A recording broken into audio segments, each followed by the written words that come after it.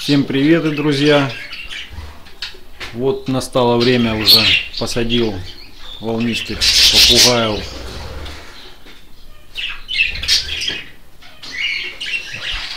на гнездо. Прошли они небольшую подготовку перед гнездованием. Это было перед подготовкой к гнездованию. В общем, я давал замоченный корм на протяжении всего лета. В общем, готовил к новому рациону. Хочу попробовать в этом году их разводить, чисто попробовать там на замочке, так скажем, с добавлением там яичных смесей сухих. Вот, произошли небольшие изменения. Вот, чуть-чуть была реконструкция помещения. Вот, чуть-чуть ящики гнездовые, другие новшества сделанные. Вот, кому интересно, покажу, как я это все делал. Уже некоторые начали откладывать яйца. Вот здесь как-то чуть-чуть, хоть и ямка есть, но одно яйцо в углу.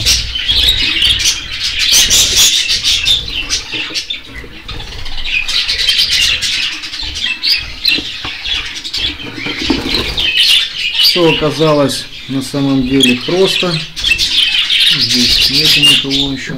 Только-только начали откладывать.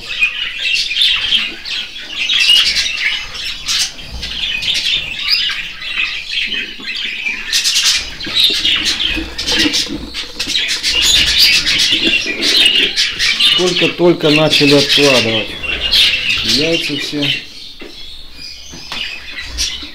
Некоторые хорошо, некоторые плохо только начинают.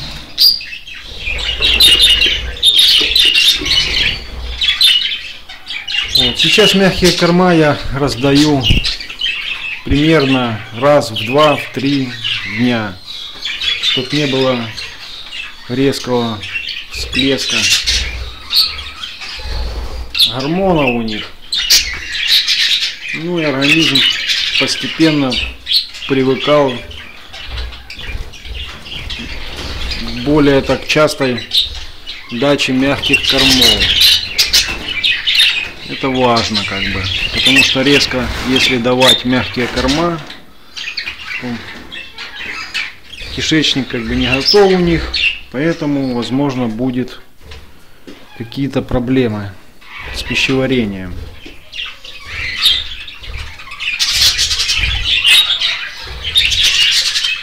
Сейчас у них помет стал более жиже.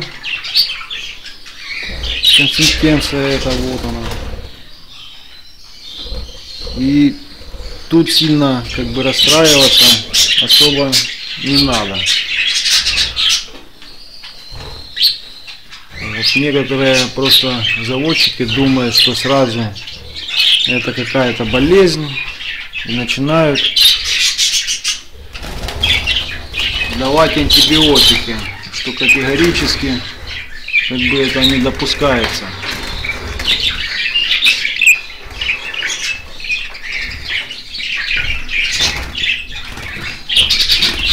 Мягкий корм сейчас дается буквально там пол столовой ложки. Сейчас птенцов нету, им этого сейчас много не надо, лишь бы их спровоцировать на яйцекладку, и все.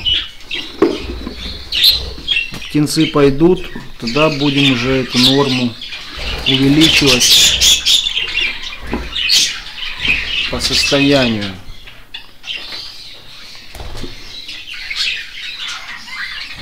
Сидит самка.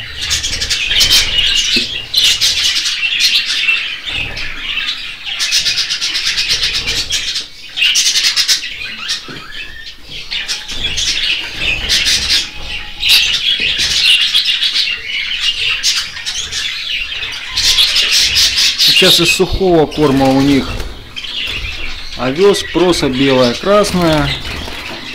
Ну, чуть-чуть канареечника еще добавил для стимуляции. Вот. Потом, возможно, еще добавлю или чумизы, или магара, когда птенцы пойдут. По чуть-чуть буду добавлять, пробовать. Вот. Насчет кормления там еще много спорных вопросов. Все там думают, какой рацион там им придумать там получше. На самом деле там особо не намудришь.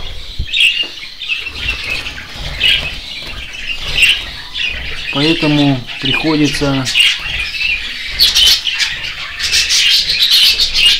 раздавать то, что есть.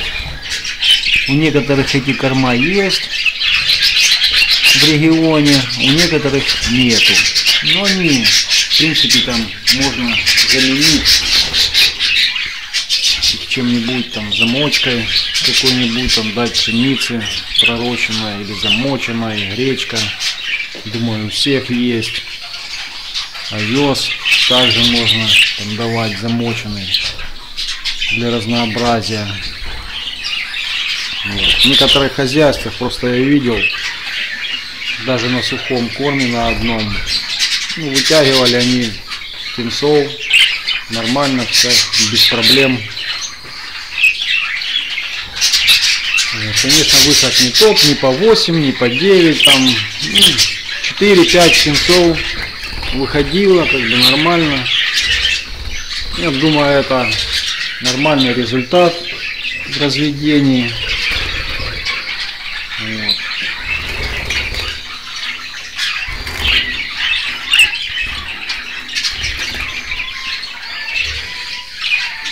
Многие там спрашивают по клетке, какие клетки у меня в хозяйстве имеются для разведения. Ну, есть там видео, будет оно в описании, ссылочка.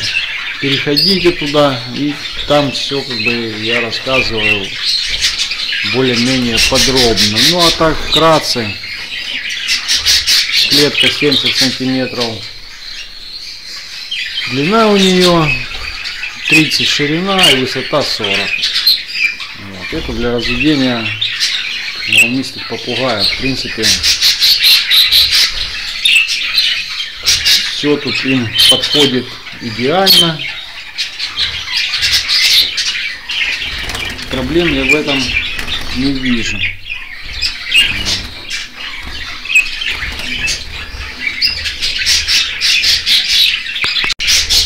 Высиживание яиц у них идет с первого дня.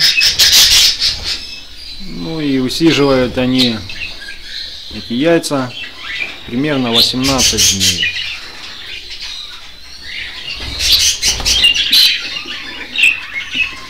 В некоторых ящиках у меня также остались стружка.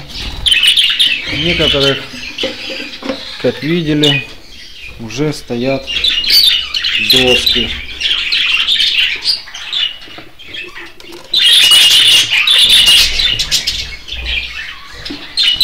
Сделанной ямкой.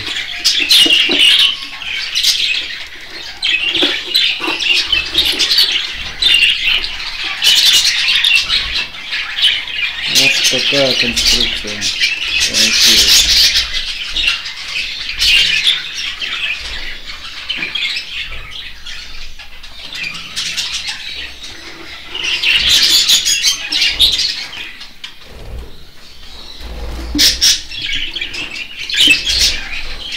Ну, с одной стороны, я смотрю, где хорошо они в ямке в этой сидят. Ну, яйца как бы не раскатываются. Ну и другой вопрос в том, что надоело эти опилки строгать. вернее стружки. Решил попробовать на голом дереве. Так как смотрю, что возможно это и хорошо будет, но возможно, наверное, где-то и нет. Потому что вот только что при вас перекладывал яйцо в канавку, она его опять укатила в сторону. То есть ей не нравится эта ямка. Не знаю. Посмотрим дальше, что будет. Убрать как бы. Ну там он тоже есть яйцо одно. Посмотрим попозже все эти результаты. Ну, возможно, покажу потом плюсы и минусы этих лотков, так скажем. Что из этого получится. Даже сам не знаю еще пока.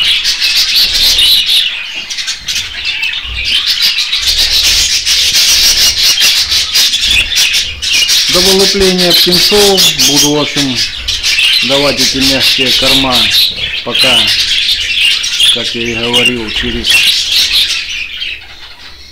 2-3 дня. Вот. Остальное будет все пока стоять, сухой этот корм.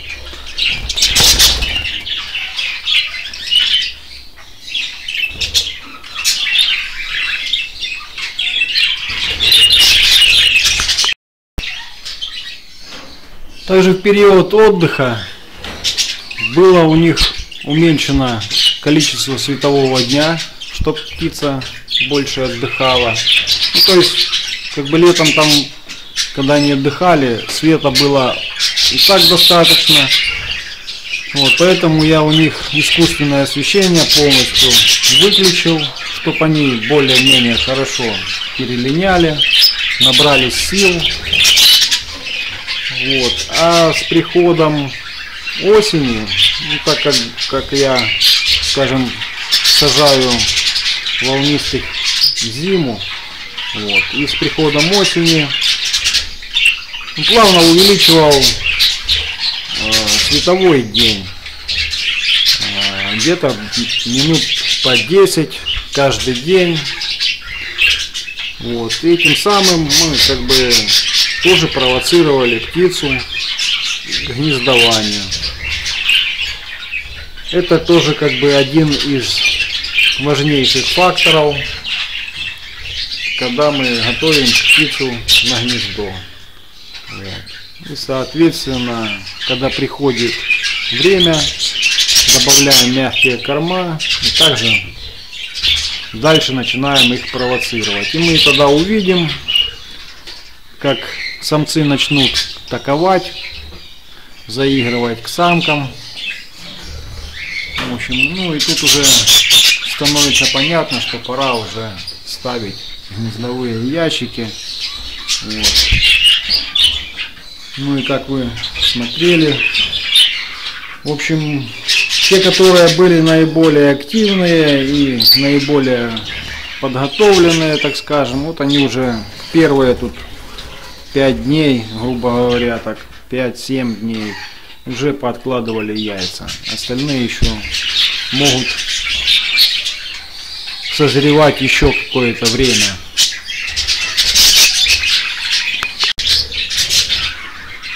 Мягкий корм даю всегда в отдельной кормушке.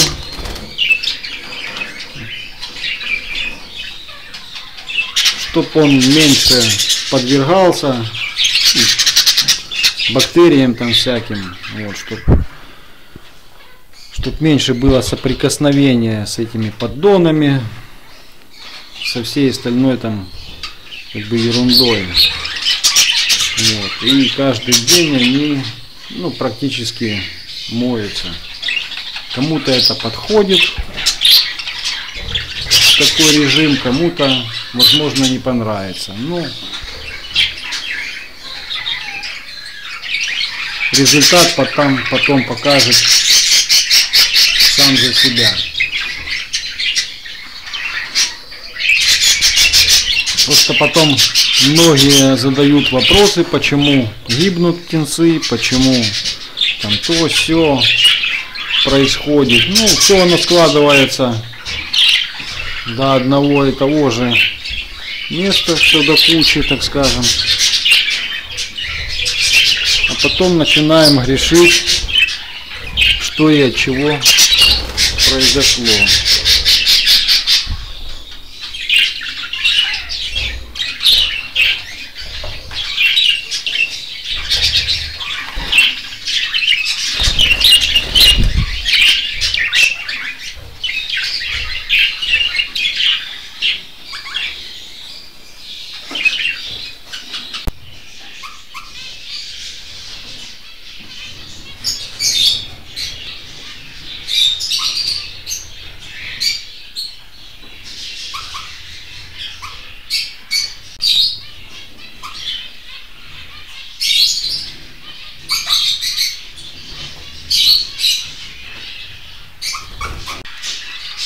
А могильщики продолжают радовать. Здесь молодняк.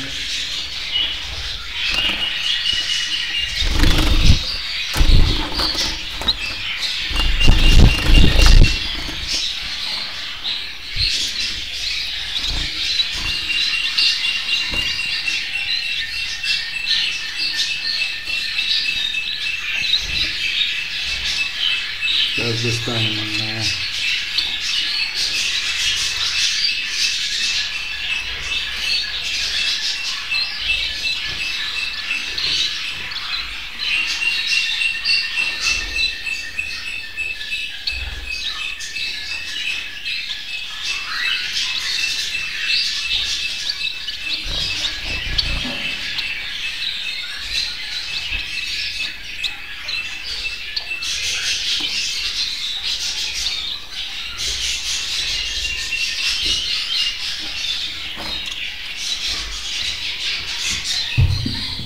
Ну и сейчас еще одних смотрим.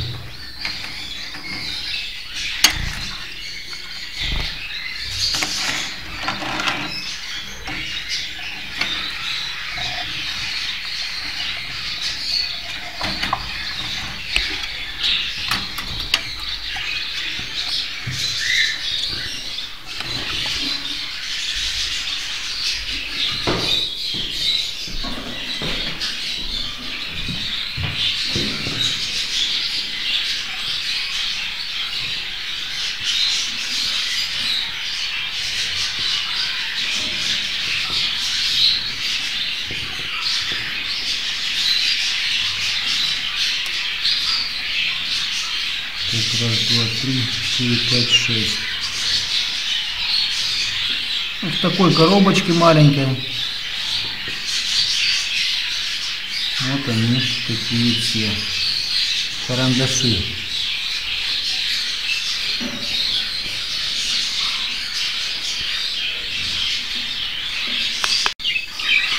Ну вот такие были краткие новшества. Результаты посмотрим дальше, более подробно.